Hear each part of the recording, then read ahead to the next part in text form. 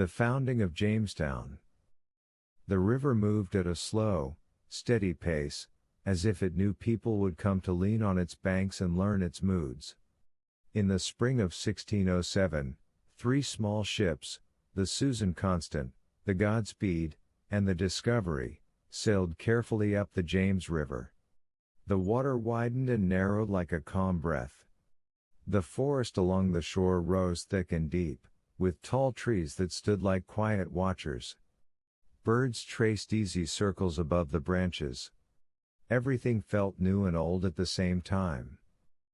On the deck of the Susan Constant, a young man named Thomas held the rail and watched the shoreline. He had never been so far from home. The sea voyage had felt endless.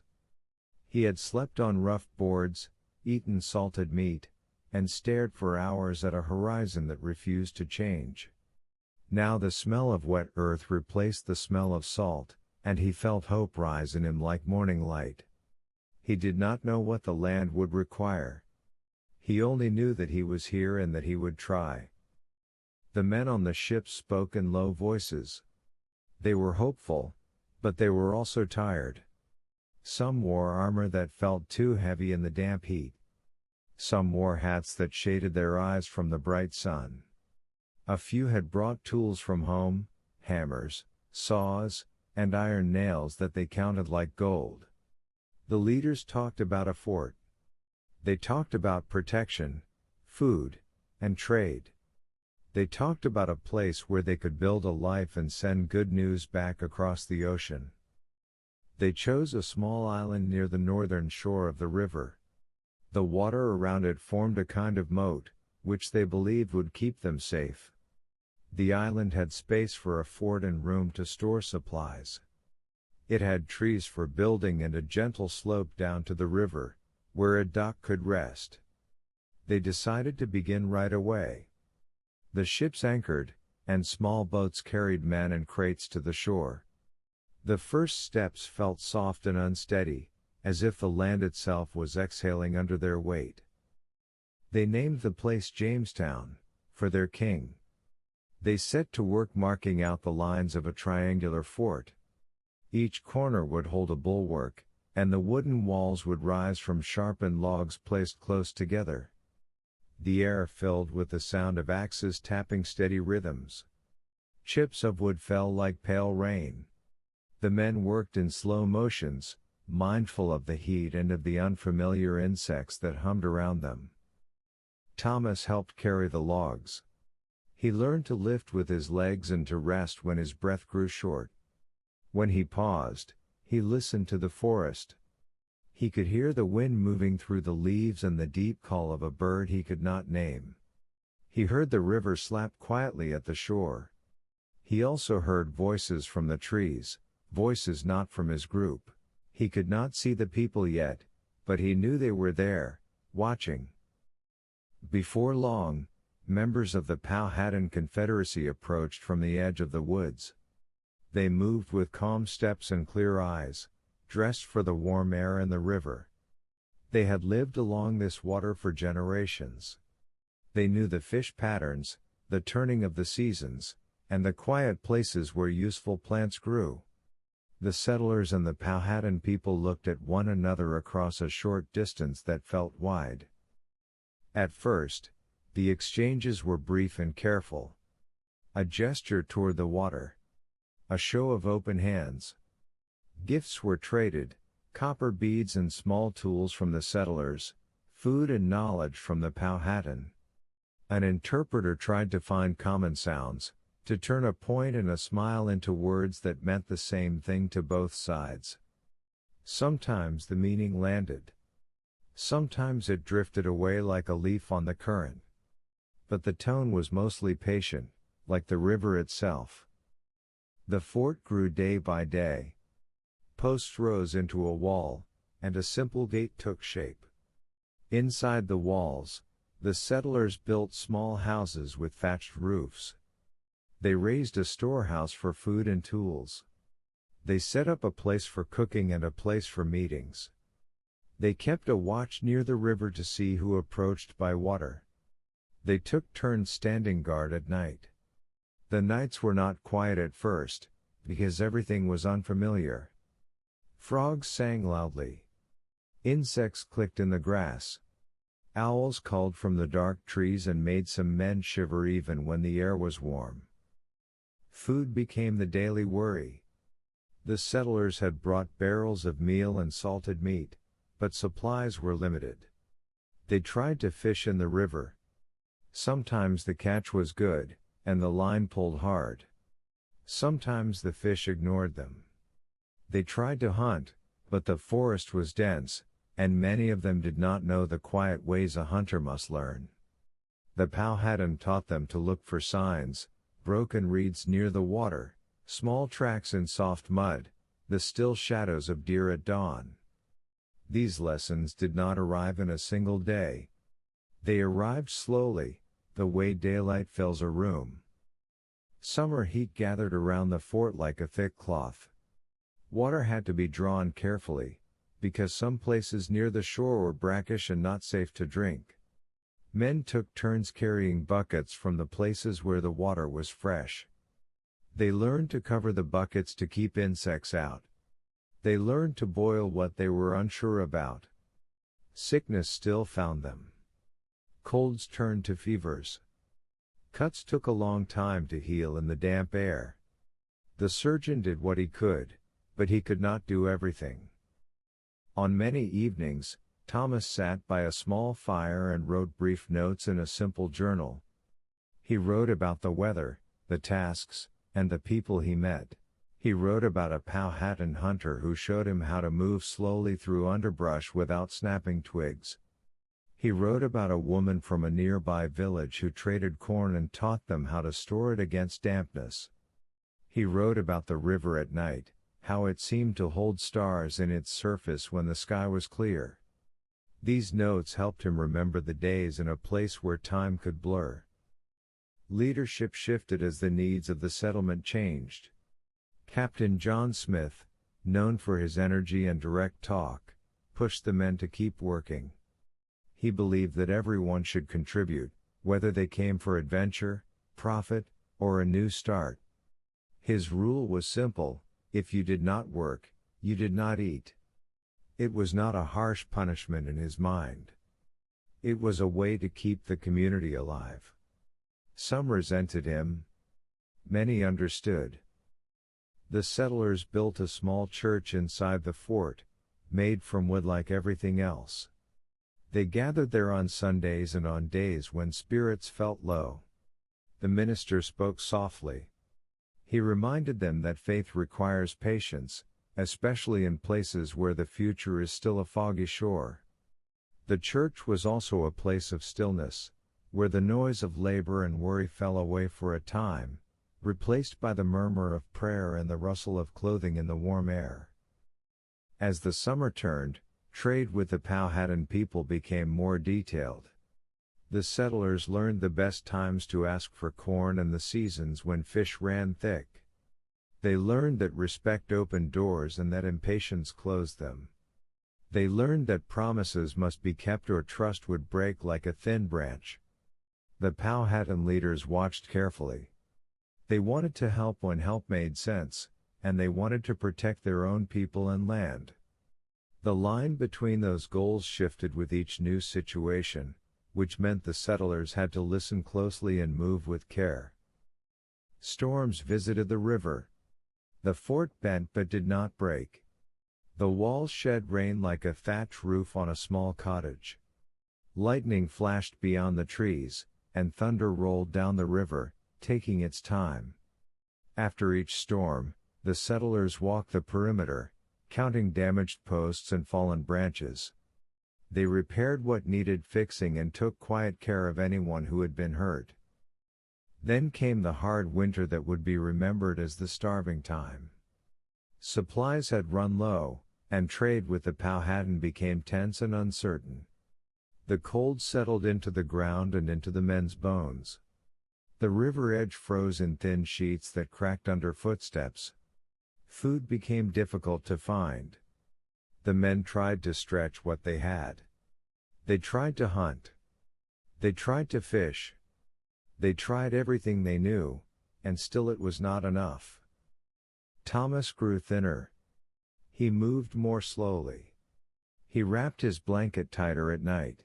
He wrote less in his journal, because his hands ached and his thoughts moved like heavy sleds through snow. He learned that survival can be quiet, with no great cries, only small choices made again and again, to stand, to walk, to share a spoon of broth, to tie a rope another time, to keep watch for one more hour. Even in that season, there were moments of care. A man with a little extra porridge would pass it to his neighbor. A Powhatan woman would leave a small basket of dried fish near the edge of the woods without speaking. The minister would sit beside someone who could not sleep and talk in a low voice about spring and the way the river always returns to its full strength. These were not miracles. They were simple acts that kept spirits from cracking. Spring finally loosened the cold. The ice thinned and drifted away. Birds returned and sang in the mornings. New shoots pushed through soil near the fort walls. The men who had survived let the sun warm their faces. They moved slowly at first, careful not to spend their renewed strength all at once. They repaired roofs and reinforced the gate. They swept the main path with green branches. The settlement began to feel steady again. New arrivals came by ship with supplies. Fresh tools, seed, and clothing reached hands that had been without for so long. The scent of flour and dried fruit drifted across the open space inside the fort, and men closed their eyes to breathe it in. A sense of possibility returned. The second chance felt like a soft wind. They knew now what the land required. They knew the cost of carelessness. They turned their attention to planting. Fields were opened beyond the walls where the soil was good. Corn went in. Squash and beans followed.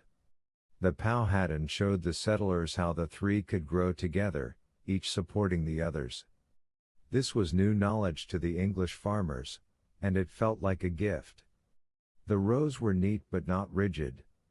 They followed the bends of the land, the wet places and the dry places, the spots where shade lasted longer than expected. The settlers learned to bend as the land bent. With improved food stores, tempers cooled. The community found a daily rhythm: morning work in the fields or in the forest, midday meals, afternoon repairs and planning, evening rest. Some men cut wood. Some fished. Some kept watch.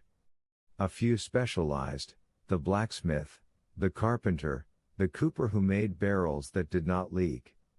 Even the smallest tasks mattered, like setting a proper hinge or sealing a roof seam. Each small success brought sleep a little faster at night. Not all days were peaceful. There were arguments about trade, boundaries, and the pace of expansion. There were mistakes made out of fear and pride. There were times when the Powhatan people and the settlers looked at one another with suspicion across a space that had once been easier to cross. These moments were heavy, and everyone felt them. But even in these times, small groups still found ways to meet, to speak, to exchange fish for tools or news for silence. The work of understanding did not end. It was ongoing and careful. Thomas became skilled at building. He learned how to shape wood so it fit snugly without waste. He learned to listen to the sound of a board as he worked it, to know when it would split and when it would hold. His hands grew stronger and more sure. He took pride in simple things: a door that swung smoothly, a table that sat level on uneven ground, a barrel that stayed sound through rain and sun. He understood that comfort in a hard place often begins with a well-made thing. Visitors and leaders changed over time. News from across the ocean brought new plans and expectations. Some settlers dreamed of profit from trade. Some dreamed of land they could call their own. Some simply wanted the settlement to last, to stand as proof that they had not come so far for nothing. The minister suggested a different measure of success: neighbors who could trust one another, children who could grow strong, and a sense that the place was becoming a home rather than a camp. The seasons turned again. In summer, the air hung heavy and sweet with the scent of growing things. In autumn, the fields offered their best. The settlers learned to dry and store grain, to smoke fish, and to keep pests away with simple tricks taught by people who had used them for generations. Winter still came, but it no longer felt like a wall they could not climb. It felt like a season to be respected and prepared for, with extra wood stacked near doors and larders checked and repaired. The settlement slowly expanded beyond the first triangular fort. New houses appeared along paths that curved with the land. A larger church replaced the small one. The dock grew sturdier, with pilings driven deeper into the riverbed. Small boats moved up and down the river to nearby points, carrying goods and people. The map of daily life grew richer and more detailed. The sound of hammers was joined by babies crying, by laughter after meals, by the creak of carts and the shuffle of feet along packed dirt. Thomas often thought about the first night he had arrived, when everything was uncertain. He remembered the starving time and the second spring. He considered the Powhatan people he had met, the hunter who taught him to move quietly, the woman who had traded corn with a patient smile, and the elder who had looked at the fort with a long, measuring gaze he would never forget. He understood that the story of Jamestown did not belong to the settlers alone. It belonged to everyone who lived along the river, everyone who taught and traded, everyone who chose patience in a difficult hour. He wrote a longer letter one evening by candlelight. In it, he did not speak only of timber and soil. He wrote about the need to listen, to move slowly, and to remember that the river and the forest are not resources alone, they are homes for many living things. He wrote that safety grows from respect, not only from walls. He hoped that whoever read his words would carry them forward, and that the settlement would be built on patient, careful ground. Years passed, and Thomas's hair began to show gray. He still worked with wood, and he still walked to the river. The settlement was stronger now. It had seen loss and recovery, conflict and peace. It had learned how to stand and how to bend. It had become the kind of place where a person could look around and say, quietly and without pride, that they belonged. It was not perfect. It needed constant care. But it endured. As the story of Jamestown continued, new generations grew up who had never seen the ocean crossing. They learned to read the river's moods like a book, to plant at the right time, and to let a field rest when it needed to breathe. They learned the names of the trees, both the English names and the Powhatan names, because both sets of sounds held useful meaning. They learned to respect winter and to make plans in autumn. They learned that neighbors can disagree and still share a fence line, a well, and a table. Evenings were often the calmest time. Families sat outside their houses in the lingering light. Someone would mend a net. Someone would sand a rough edge from a stool. Someone would tell the children a simple story about the first days of the fort, the posts, the gate, the fish that flash like dropped coins in the river, the way a storm sounds when it moves across the trees like a long drum roll. The children would grow quiet and let the pictures form in their minds.